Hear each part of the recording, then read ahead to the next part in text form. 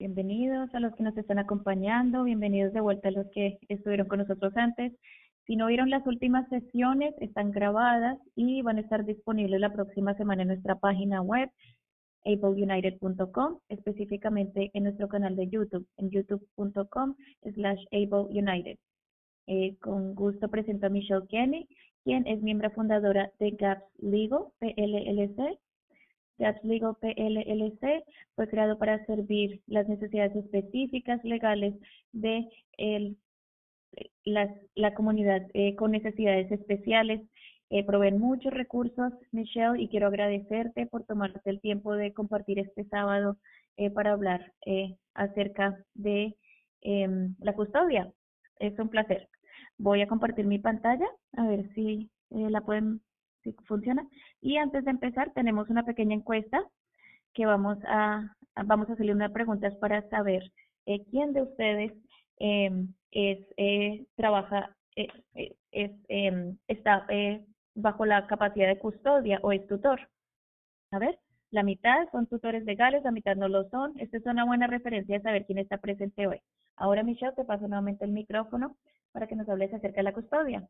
Bueno, muchas gracias nuevamente por invitarme y no sé qué, voy a hacer mi mejor esfuerzo con las diapositivas y me voy a asegurar de que tengamos una conversación acerca de las opciones legales a los 18.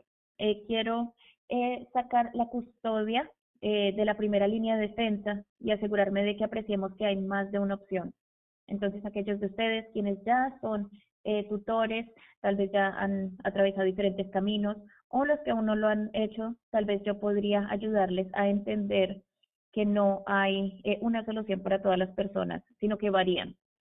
Entonces, para empezar, de dónde proviene todo esto es que a la edad de 18 años, como padres, nosotros dejamos de tener autoridad legal para tomar decisiones en nombre de nuestros hijos, aún si es muy claro y obvio que aún necesitan ayuda.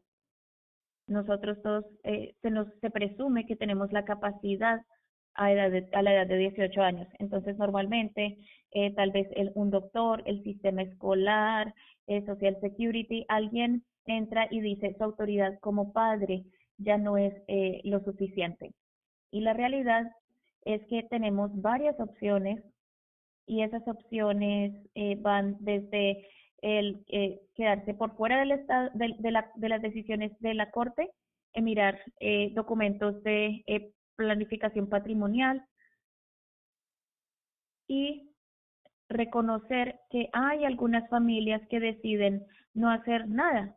Este no es el curso de acción que yo recomendaría, pero obviamente a veces es sobrecargador, a veces da temor y algunas veces se aplaza, ¿no? Esa es la realidad. Y algunas de esas opciones son costosas, entonces esta es otra variable. Quiero hablar primero acerca de la opción menos restrictiva que tenemos, y esa es la toma de decisiones con apoyo. Es un término que tal vez han escuchado antes, pero es algo que todos hacemos cuando estamos enfrentando una decisión y necesitamos ayuda adicional o apoyo adicional. Entonces, hablar con amigos, con familia o consejeros en quienes confiamos para ayudarnos a tomar decisiones. Simplemente esa es la toma de decisiones con apoyo. La diferencia es si queremos darle fortaleza o fuerza cuando estamos lidiando con terceras partes u otros individuos, es que queremos hacer un acuerdo de toma de decisiones donde ese joven adulto está eligiendo a sus apoyadores, están definiendo cuál es el marco de ese apoyo y los los colaboradores solamente están entrando a tomar decisiones cuando sea pedido. Entonces, este es un documento que ayudamos a crear para cada persona, luce de forma diferente para cada persona, pero trabajamos para empoderar a las personas para que aún puedan tomar decisiones por sí mismos, con el mismo tipo de apoyo que hasta nosotros mismos necesitamos en algunos momentos. Y estos caen bajo la categoría de un documento de planificación patrimonial básico. Entonces, con los documentos de planificación patrimonial, este joven adulto, este individuo, debe tener la habilidad básica de entender la naturaleza de lo que están firmando. Yo no tengo la expectativa de que entiendan todos los detalles legales, porque ustedes saben que muchos adultos, hasta para muchos adultos puede ser un, eh, un, eh, un trabajo sobrecargador el entender los documentos o procesos legales, pero que tengan un entendimiento básico de cederle los derechos a otra persona o darle el poder a otras personas para que tomen decisiones en nuestro nombre. Pero este es un documento que nuevamente tal vez nosotros hemos escuchado de ellos, tal vez no lo tengamos, pero por ejemplo tener un poder notarial duradero para ayudar con temas financieros, hasta por ejemplo cosas como firmar contratos, abrir el correo, esos son los temas que ese documento abordaría. Los documentos de salud generalmente son designación de los sustitutos para la asistencia médica, es nombrar a alguien que va a asistir con citas médicas, información médica, ese tipo de servicios sociales. Entonces, ese documento para el cuidado de salud es, es el poder notarial financiero. Estos diferentes documentos hacen que una persona joven se mantenga por fuera del sistema de la corte, pero nuevamente deben tener una habilidad básica de poder entender esos documentos. No quiero decir solamente firmar el nombre, sino el conocimiento legal básico de la relación eh, en la que están entrando por medio de este acuerdo legal. Y esa es una determinación que yo como abogada tomo y tengo muchos adultos jóvenes en la posición con discapacidades de desarrollo que aún pueden firmar documentos de planeación patrimonial.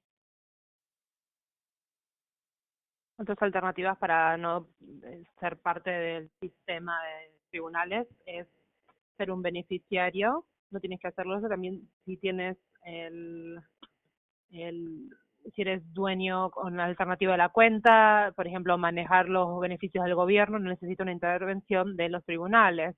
Entonces, ahora es cuando las cosas empiezan a ser más caras, más invasivas, y ahora involucramos a los tribunales cuando hablamos acerca de la custodia. La custodia está gobernado por la ley de Florida. Hay un capítulo desarrollado para eso, en estos momentos es el 744, pero que ustedes eh, que llevan a cabo esto, hay todo un capítulo, ha habido ciertos cambios que han sucedido de vez en cuando. Todo este capítulo, la intención de este capítulo es que la tutela tiene que ser algo de último recurso.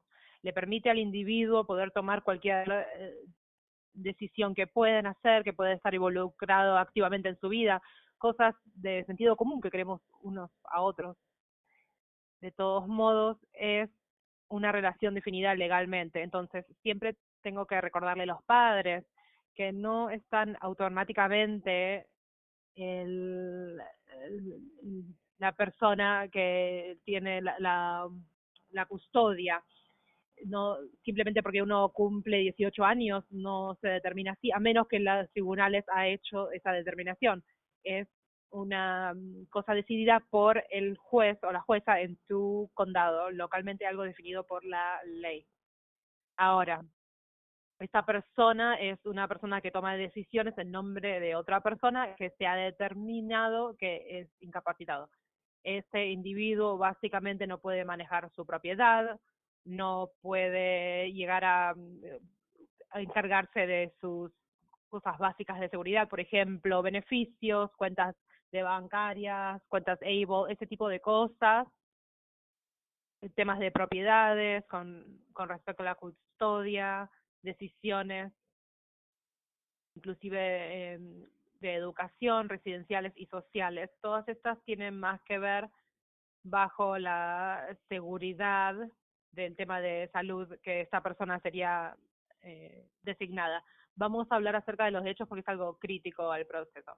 Aquí hay un repaso rápido que es lo que sucede cuando empezamos un documento de custodia, abrimos el caso. Hay dos peticiones que se presentan.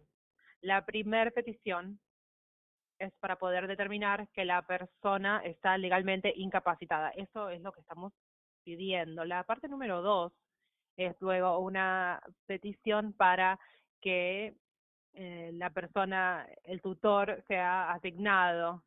esta persona está incapacitada, parte número 1, parte número 2, si necesita un tutor que va a calificar en ese papel. Los tribunales les va a mandar a un comité de examinación, vamos a hablar acerca del comité en unos momentos, para hacer ciertas evaluaciones, van a presentar un reporte con los tribunales y lo último, esto culminaría en una audiencia. Esta audiencia va a determinar qué derechos son removidos del individuo y por último los tribunales van a presentar las órdenes, los resultados, eso es el papel que se genera después del proceso y esto es lo último. Los tribunales va a continuar supervisando esta relación siempre y cuando haya una persona bajo la custodia, siempre y cuando haya una persona que no tiene sus derechos. Los tribunales van a supervisar lo que está haciendo el tutor o no en nombre de esta persona. Siempre y cuando haya una custodia, va a estar la supervisión de los tribunales. No es que lo hacemos desde el comienzo y después los tribunales no se involucran. Los tribunales van a continuar en este tipo de relación. Debido a que estamos hablando de quitarle los derechos básicos a una persona, los tribunales va a asignar a un abogado o abogada a que represente al individuo en este proceso. Entonces, esta persona presuntamente incapacitada va a tener a un abogado o abogada asignado debido por medio de los tribunales. Este individuo va a ser pagado por los bienes del individuo, si tienen bienes, eso lo determinan los tribunales. Si no tienen bienes, el estado de Florida paga para que un abogado lo represente. Ellos tienen un derecho a tener un abogado, el Estado lo va a proveer y están representando los intereses de la persona en este proceso. De vuelta, le estamos quitando los derechos, queremos que una persona pueda representar lo que ellos quieren. Este abogado va a ser asignado. He mencionado el comité de examinación que va a evaluarlo. Este comité está desarrollado de 3 personas distintas, generalmente en distintas disciplinas. Tal vez tengamos, por ejemplo, un doctor de cabecera, podemos tener a un psiquiatra, un neurólogo o un psicólogo. También a veces hay un sociólogo, una enfermera, una trabajadora social. Vamos a tener una mezcla de distintas disciplinas. Todas estas personas están evaluando al individuo de distintas perspectivas. Van a presentar un reporte escrito a los tribunales.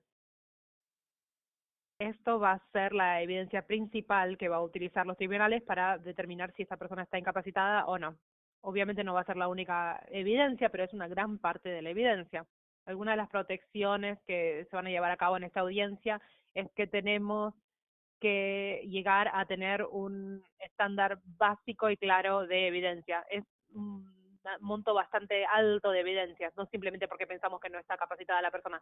También vamos a tener el abogado que va a determinar si la audiencia si la persona tiene que ser parte de la audiencia o no. Tienen el derecho a ser parte de la audiencia, pueden presentar su propia evidencia acerca de por qué están incapacitados, pero si el proceso es algo muy abrumador o no hay un beneficio en particular que puede recibir los tribunales, el individuo puede decir que no quiere ser parte de la audiencia, el abogado puede pasar esto y que no sea necesario. Entonces es difícil la, la, la diferencia entre los distintos procedimientos. A veces ir a los tribunales puede ser algo muy abrumador. Entonces el abogado o abogado van a trabajar con ellos y determinar si la persona quiere ser parte de la audiencia o no, que no sea necesaria su presencia. Tenemos que ver las alternativas de la custodia, esos documentos de planificación patrimonial. Vamos a hablar acerca de las otras alternativas menos restrictivas. Los tribunales van a ver y van a decir, bueno, esto es realmente la única opción que tenemos para asegurarnos que no hay ninguna otra alternativa disponible si vamos a ir por la manera más invasiva. Entonces, ¿de qué derechos estamos hablando? Bueno, antes que nada, quiero mencionar que hay ciertos derechos que no le quitamos.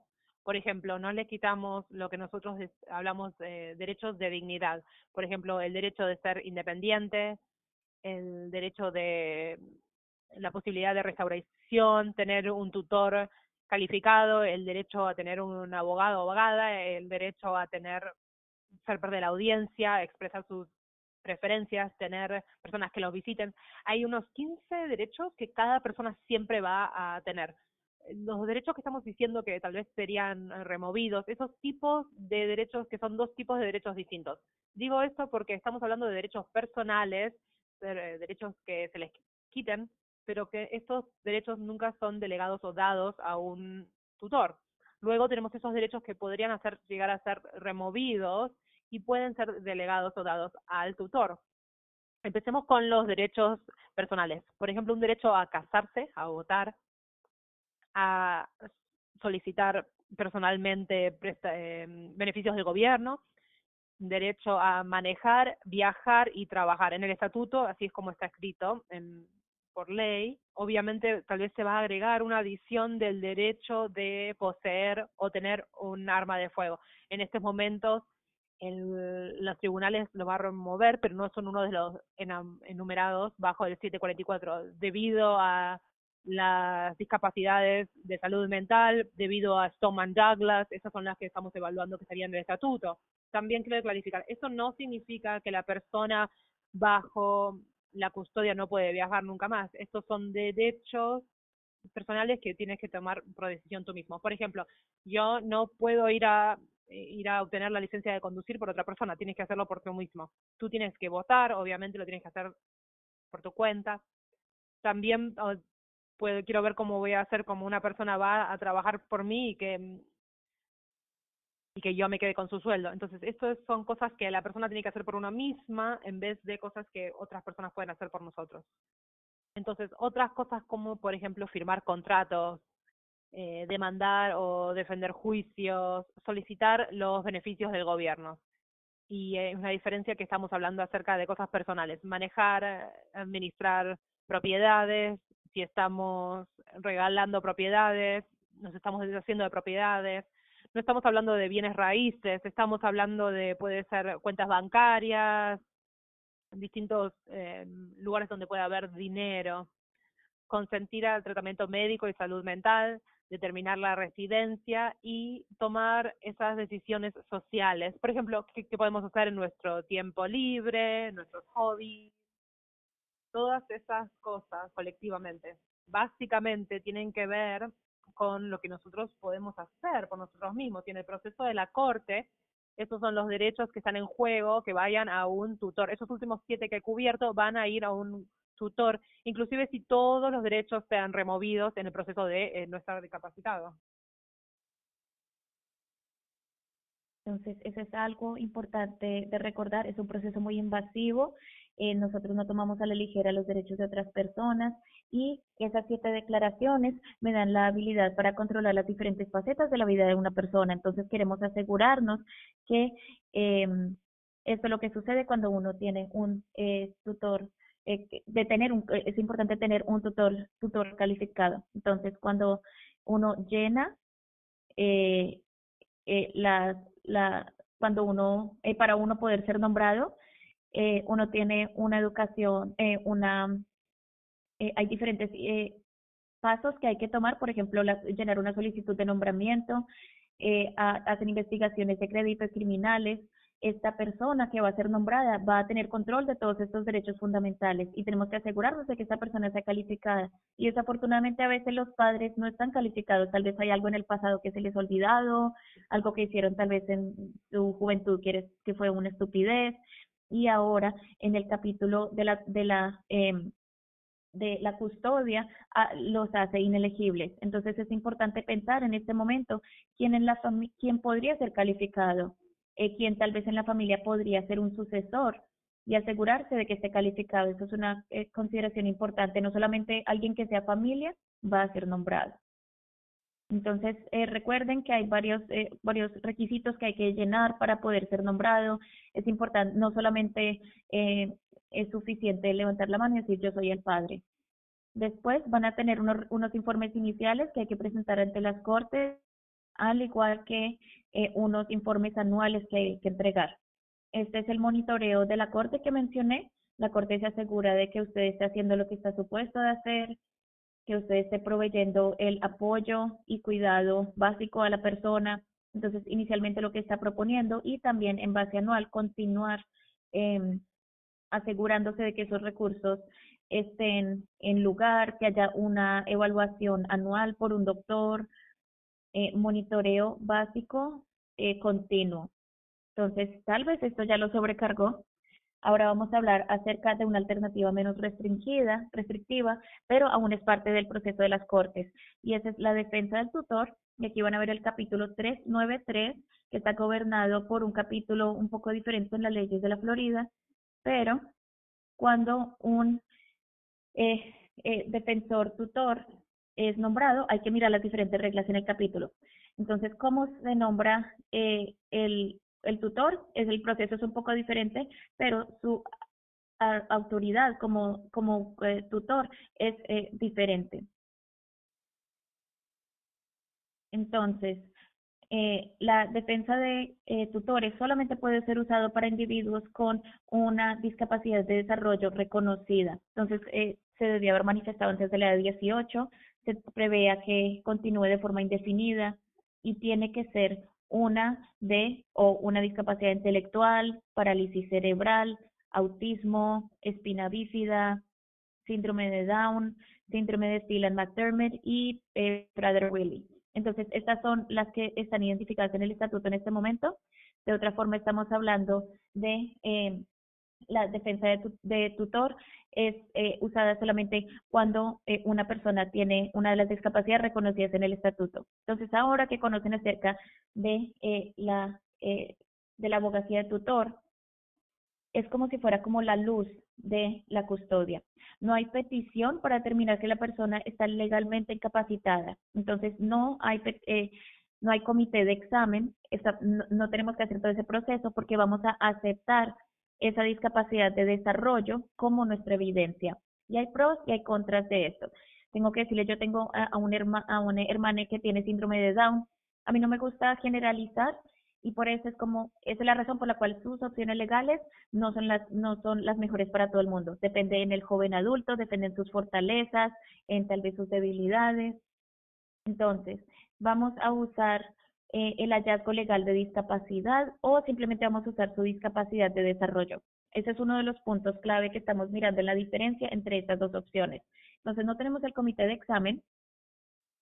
Si los únicos derechos que le preocupan a usted son los derechos a tomar esas decisiones de salud mental o decisiones médicas, decisiones sociales o residenciales, entonces bajo la ley de la Florida, usted como la persona que está pidiendo esta abogacía de tutor, usted no tiene que ser representado por un abogado en en una tutoría que tal vez tiene que ver con el gestionar cosas como propiedad. Ahí sí debe ser representado por un abogado. Entonces, hay un abogado que puede ser, em, que es nombrado por la corte. Yo no creo el sistema, es así simplemente. Entonces, eh, el, la abogacía de tutor incluye generalmente el derecho, disculpen, el doctor para gestionar beneficios públicos, no va a necesitar un abogado para que lo ayude durante este proceso, aunque no quiere decir, aunque definitivamente puede trabajar con alguien legalmente, porque yo sé que hay muchas preguntas. También quiere decir que cuando la ley cambia, a veces eh, las oficinas de la Corte no le dan mucha información a veces. Entonces, por lo menos usted va a poder tener una petición. Usted aún tiene una remoción de derechos, pero la diferencia principal entre estas dos es que ese joven adulto va a mantener sus derechos personales. Entonces, el derecho a casarse, a votar, a viajar, a trabajar, esos derechos se mantienen intactos. Ni siquiera los tocamos con la defensa de tutoría. Usted aún tiene reportes iniciales y anuales. Usted aún tiene que hacer una investigación de antecedentes, todavía tiene requisitos de educación y todavía tiene supervisión de la Corte. Entonces, muchas de esas piezas básicas administrativas aún serían la misma, ya sea una custodia o defensa de tutoría, pero esa determinación legal de si la persona está discapacitada o no y ese proceso de comité de examinación, ese es como ese factor decisivo y los derechos son de hecho removidos. La mayoría después de cosas después, aparte de eso, son iguales. Entonces, la custodia es para cualquier persona, sin importar cuál sea su discapacidad. Se requiere un abogado para el proceso, le está representando usted como la persona que está haciendo la petición, al igual a la persona, al igual que a quien usted dice que va a ser la persona que tenga la custodia, hay una comisión de examen, orden que determine la incapacidad y 2 tasas de presentación. Vamos a hablar acerca de los costos más adelante. Con la defensa del tutor, tiene que ser alguien con una discapacidad de desarrollo, no hay abogado, si solo se trata de los derechos personales, ese es el abogado que le representaría a usted, no hay comité de examen, que también significa que no hay orden que determina discapacidad, y prácticamente esto es a veces un problema. A veces uno tiene un doctor que dice, demuéstreme que esa persona no puede tomar decisiones por sí misma. Ahora su orden como tutor, defensor, eh, en últimas, no existe una determinación legal en la Corte de que este joven adulto es discapacitado. Nuevamente, es solamente una tasa de presentación, entonces solamente es menos costoso. Entonces, ¿qué rumbo usted tome? Depende del tipo de protección que usted necesita para el joven adulto. Hay veces no se pueden ejercitar ningunos derechos por ellos mismos y el estatuto dice que para defensa de tutor ellos deben poder hacer ciertas tareas ellos solos. Entonces que pueden tomar ciertas decisiones independientemente o necesitan asistencia completa. Ese puede ser el factor decisivo entre una y la otra. Entonces, para hablar de vuelta acerca de lo que hemos hablado, la planificación patrimonial está fuera de los tribunales con respecto a la custodia de tutores, estaría la supervisión de los tribunales. Entonces, los costos para presentar, básicamente a veces estos pueden ser reducidos. Tenemos que hacer el chequeo de antecedentes, una clase, hay distintos costos. En pesar de tener un abogado que esté trabajando pro bono o ayuda legal o asistencia legal, todavía hay ciertos costos que uno va a tener que pagar. Lo tenemos que tener en mente si es un tema de establecer un monto de dinero aquí o allí, así uno tiene dinero para poder pagar por esto, para el propósito de planear, tenemos que reconocer que no podemos evitar los costos. Entonces, hace un par de años, yo trabajo con una población en la cual se hace esta pregunta todo el tiempo. Tuve la fortuna de trabajar con el Florida Justice Technology Center para crear un sitio web. El sitio web se llama turning18.org. La palabra cumplir en inglés, Turning 18.org, para poder navegar todas estas decisiones. No es ayuda legal. El propósito es de que algo sea como una educativo. Cuando tienes 2 minutos en tu noche y quieres buscar esta información, luego puedes ver de una manera más detallada, con información, dónde puede encajar tu hijo. Si estamos hablando de firmar un documento de planificación patrimonial o la custodia, la defensa del tutor, y a lo último, al final, hay recursos legales. También si estamos hablando acerca de la defensa del tutor, si es adecuado, sin un abogado o abogada, el sitio web le va a ayudar a llenar los formularios, dependiendo de tu abogado o abogada, el circuito, hay distintos documentos, pero quería que hubiese una herramienta, entonces puedes recibir toda la información básica donde puede encajar tu hijo o tu hija. Cuando vas a tener esta conversación con un abogado o abogada, asegúrense que están en el camino correcto, tienen más información. Entonces aquí está básicamente cómo navegar la página, de vuelta te habla acerca de las distintas opciones legales, los distintos formularios que tienes que llenar, toda esta información está en un solo lugar. Entonces, por último, no me quiero olvidar de encargarse de sus propias cosas, asegurarse de que tu patrimonio esté adecuado, esté correcto. Tienes que hacer ese plan de sucesión si algo te sucede a ti. Tal vez esta custodia es para tu vida. tienes el documento disponible para nombrar una persona para que se haga cargo de tu patrimonio y cómo se vería eso. Básicamente planeamiento básico de patrimonio, cosas de la práctica, y también queremos mencionar algo bastante importante, un descargo de responsabilidad, que esto no es ayuda legal. Quería asegurarme que hoy tuviese el tiempo, la oportunidad. Me siento agradecida de poder otorgarles toda esta información. John, yo sé que queríamos tener tiempo para preguntas y respuestas, entonces se lo paso a Chris. Muchísimas gracias. Michelle, esto ha sido una presentación increíble. Yo sé que he aprendido muchísimo. Espero que ustedes aquí, que están aquí, hayan aprendido bastante también. Tenemos bastantes preguntas con respecto a los tutores. Uno es la idea de, ¿puedes tener a más de un tutor? Por ejemplo, una madre o un padre, tal vez un hermano o hermana. ¿Cómo se trata este tema cuando tenemos a más de un tutor?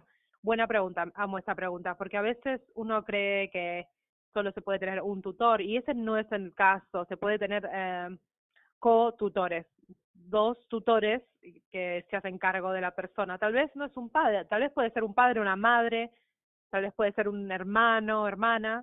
El tutor tiene que tener por lo menos 18 años para poder calificar. Luego comparten esa responsabilidad. Es un poquito más fácil si un padre, especialmente digamos de una crisis médica, tenemos a este otro tutor que puede estar disponible, tenemos una habilidad si llegase a suceder algo.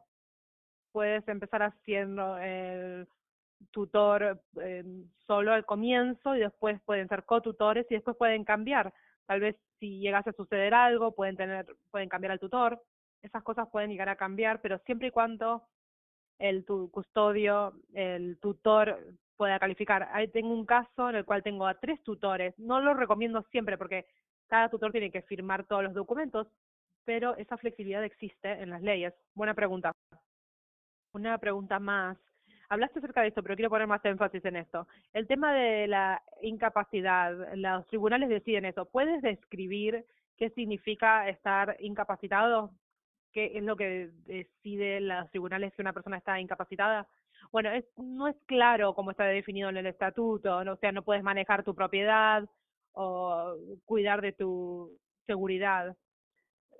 La custodia la intención de todo esto era cubrir todo el rango de las personas de tercera edad, personas que tienen distintos problemas cognitivos o distintos diagnósticos de salud mental. Estamos hablando acerca de todas estas discapacidades. La parte de la incapacidad con respecto a tu funcionamiento, cómo funciona tu funcionamiento cognitivo. Esta es la distinción que le quiero hacer a los padres. Tus hijos, tus hijas pueden tomar malas decisiones. La custodia no va a prevenir que se lleven a cabo malas decisiones. Había muchísimos bajo la custodia, sí, ese fue el criterio. Entonces, a veces la custodia, no me gusta decir esto, pero describe esto. El padre helicóptero, que quieren proteger muchísimo a su hijo, a su hija, y para que no hagan nada incorrecto, y que nunca se lastimen al firmar algo que no deberían haber hecho, pero así es como aprendemos de nuestros errores. Los tribunales están mirando ese tema de la incapacidad como una prueba legal de que no puedes juzgar la información, no puedes procesar la información, determinar qué es bueno, qué no es bueno para poder tomar una decisión. A pesar de que tomes la decisión incorrecta, no puedes procesar esa información para recibir la respuesta o el resultado que tú quieras. Entonces, es acerca de poder procesar la información, juzgar si es algo positivo o negativo, tener todas esas opiniones y después tomar una decisión. Entonces, los miembros del comité de examinación están buscando esa base. Obviamente todos tenemos buenos y malos días, todos tomamos buenas y malas decisiones, pero es acerca de procesar la información. Puedes tener una persona que tal vez no hable, pero todavía puede comunicar sus decisiones. De vuelta, no es acerca de, o sea, una persona necesita asistencia todo el tiempo, por ende necesitamos un tutor o la custodia. Tenemos que tomar un paso más y ver cómo procesa la persona la información. Es un área que no es muy clara, por eso es que hay un proceso de tribunales. Entonces eso es lo mejor que puedo hacer para otorgarte información. Aprecio eso. Bueno, quiero hablar acerca de esto. Alguien me preguntó esto el viernes. Es esta idea de el reporte de contabilidad, este reporte anual, ¿en dónde encajan las cuentas ABLE? ¿Se requiere? Si no, las cuentas ABLE depende del juez, la jueza. Te voy a contestar como una abogada, depende, porque es todos ellos. En la mayor parte de los casos, las cuentas ABLE están incluidas en la contabilidad. En algunos casos, yo sé que han sido excluidos. Por ejemplo, yo tengo un caso en el cual el joven quería utilizar una cuenta Able para ahorrar parte de su salario de trabajo. No queremos penalizarlo quitándole este dinero, queremos que aprenda cómo manejar el dinero. Entonces, yo lo que decidí es generar una orden de la corte, de tribunales, para excluir la cuenta Able de la custodia. Tal vez sea un paso proactivo dependiendo de la jueza. Si la jueza o el juez dice quiero que se cuenta, luego hay que contarlo. Y sí, es un bien que puede ser disponible al individuo, entonces entiendo que los tribunales lo supervisan. Eso no significa como abogados que no tenemos el derecho de decir, pero su señoría, no penalicemos a este individuo que está intentando ahorrar. Entonces, siempre y cuando tengamos una orden de la corte que diga que no se debe quitar, puede estar afuera. Es un paso proactivo, no es uno o el otro, a menos que los tribunales han tomado una decisión acerca de eso, y no he habido ningún circuito que han tomado una decisión acerca de las cuentas de Evo. Gracias, Michelle. Yo sé que eso es algo que eh, es importante saber cómo es que podemos trabajar a través del sistema y educarnos acerca de las cuentas Seibo. Esa es una pregunta que se relaciona un poco acerca de lo que Chávez mencionó acerca de los fideicomisos. No sé si vieron eso, pero va a ser grabado, habla acerca de la custodia y dice, padres y padres están divorciados, necesitan un fideicomiso de necesidades especiales individual. Bueno, ahí hay varios temas, pero eh, si ustedes tienen un fideicomiso independiente o compartido, y hay que ver quién es el beneficiario y quién está agregando. No quiere decir que cada padre necesite tener un fideicomiso. Normalmente, si es un fideicomiso de terceros, quien esté metiendo el dinero, no importa cuál es la fuente. La mayoría de familias, hasta en casos divorciados, he visto que tienen solamente un fideicomiso de necesidades especiales. Ahora, espérate, voy a agregar algo diferente. Es diferente que cada padre tenga en su propio fideicomiso o su propia herencia un fideicomiso especial de testamentos. No sé si Travis habló acerca de eso. Podemos tener más de un fideicomiso para cada persona discapacitada. Entonces, es posible que el plan patrimonial de cada padre tenga un fideicomiso separado. Entonces, mi respuesta es depende. Esa es una buena pregunta. Sé que fue como multifacética, ¿no? Y aprecio tu respuesta. Una pregunta acerca de la ley de custodia. ¿Qué pasa si el tutor fallece? Eso es triste. Y también en el estado de la Florida hay oficinas de tutores públicos.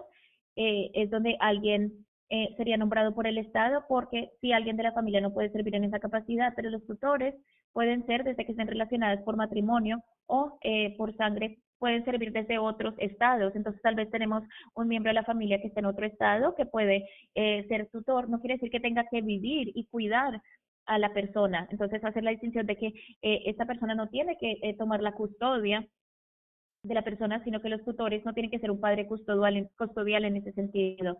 Hay tutores que sirven desde otros estados, de primos terceros. También he conocido casos hasta de amigos que han conocido a la persona joven por muchos, muchos años. Tal vez es el padre eh, de este joven que lo puede hacer. Definitivamente es mejor que la familia tome esa decisión mientras que tengan la opción, pero la Corte sí tiene no solamente una oficina de tutores públicos, sino también tutores profesionales que podrían llenar ese rol si fuera necesario. Y definitivamente es mejor tener a una persona conocida en vez de tener un extraño tomando esas decisiones. Ese es un buen punto. Entonces, esta pregunta va a ser una de las últimas.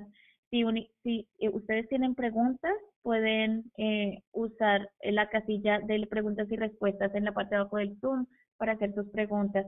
Esta es una buena pregunta. Vemos esto ocasionalmente también.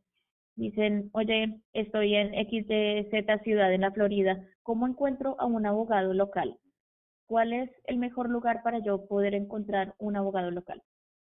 Bueno, aquí es donde la tutoría la custodia es una especialidad. Es donde y cae bajo la ley como personas de la tercera edad. Yo, por ejemplo, yo no me califico como una abogada de tercera edad porque trabajo con personas jóvenes.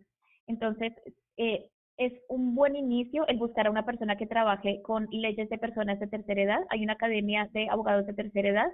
Ustedes también pueden mirar en la página de la Escuela de Abogados para ver quién está calificado para trabajar con ley de personas de tercera edad, pero también tienes la Academia de Planeación de Personas de Tercera Edad. Alguien que no solamente habla acerca de la planeación de discapacidades, sino también de custodia. Algo que estoy viendo es que hay abogados que, por ejemplo, yo no estoy certificada como abogada, pero he estado en el área de custodia por muchos años. Entonces, hay veces es como boca a boca que uno se da cuenta que uno conoce diferentes abogados, pero es bueno ir a la página de la escuela de abogados y también cada condado tiene su página de abogados donde pueden buscar a abogados certificados. Eso es un par de lugares. Sí, yo creo que es importante investigar para asegurarse de que es lo mejor. Y también es importante no sentir pena de hacerle las preguntas a los abogados de cuánta experiencia tienen trabajando con temas de custodia.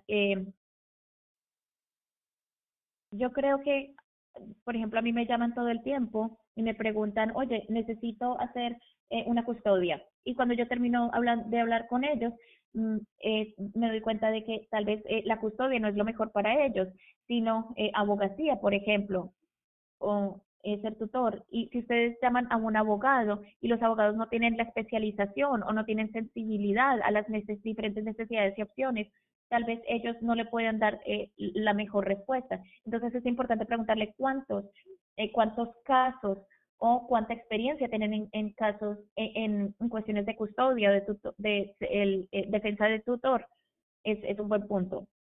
Entonces, hablando acerca de ser tutor, eh, si alguien que está pensando, por ejemplo, tal vez la defensa de tutor es algo que tal vez esté en mi futuro, pero yo no estoy seguro si tengo la capacidad, ¿cómo podemos encontrar a un tutor profesional y público? Toda esta información, todas las personas que son tutoras profesionales tienen que estar registrados con el estado de la Florida y tienen una página donde usted puede buscar por condado y ven quién literalmente en este momento está inscrito. Una de las cosas que debe hacer es hablar con un abogado, porque obviamente solamente mirar una lista de nombres, esos tutores, es como si usted estuviera entrevistando a un abogado. También debería entrevistar a los tutores. Y, por ejemplo, yo empecé mi trabajo de custodia o de tutoría siendo tutora profesional. Entonces, si también, por ejemplo, si estas personas pertenecen a organizaciones profesionales de tutores, eso también sería un punto a favor. Súper. Bueno, entonces, Michelle, muchas gracias por tomar esta parte de la mañana y la tarde de tu sábado para hablar con nosotros acerca de cuentas Able, acerca de eh, tutoría y recursos para las familias. Yo sé que es importante recordarles que si ustedes no vieron las presentaciones anteriores, fueron grabadas y también tenemos un documento de resumen que les vamos a enviar con las presentaciones que se mostraron hoy, al igual con la información de contacto de los panelistas. ¿Hay algunas palabras finales? Fue un placer, muchas gracias, John. Cualquier cosa que yo pueda ayudar a responder, con mucho gusto.